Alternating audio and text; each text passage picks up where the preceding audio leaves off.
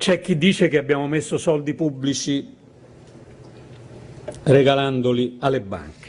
In realtà, come tutti sapete, si trattava e si tratta di salvare il risparmio, l'economia di interi territori e, per quanto riguarda le banche cosiddette di sistema, di evitare anche conseguenze di sistema.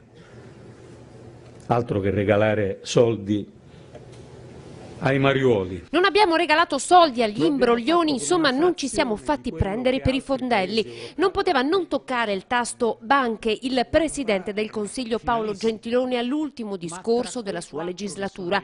A partire dall'ultimo arrivato il decreto salva risparmio pubblicato in Gazzetta Ufficiale il 23 dicembre scorso. Ultimo atto di un percorso difficile, spesso contestato, ma che fino ad ora ha fatto mettere sul piatto per le popolari venete almeno 5 miliardi di euro. Lo abbiamo fatto con una frazione di quello che altri paesi europei, penso alla Germania, penso alla Spagna, penso all'Olanda, hanno speso per salvare le loro banche.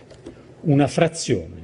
5 miliardi e 2 per Banca Intesa, anche se l'importo complessivo delle risorse mobilitate è di 17 miliardi. E intanto continua a tutti i livelli il pressing delle associazioni, dei risparmiatori, che oltre a spingere per accelerare la scrittura del decreto attuativo della legge sul fondo di ristoro, puntano ora ad istituire una sede dell'autorità anticorruzione proprio in Veneto.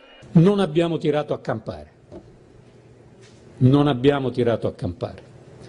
Il mio governo ha fatto pochi annunci, ma a mio avviso non ha preso poche decisioni.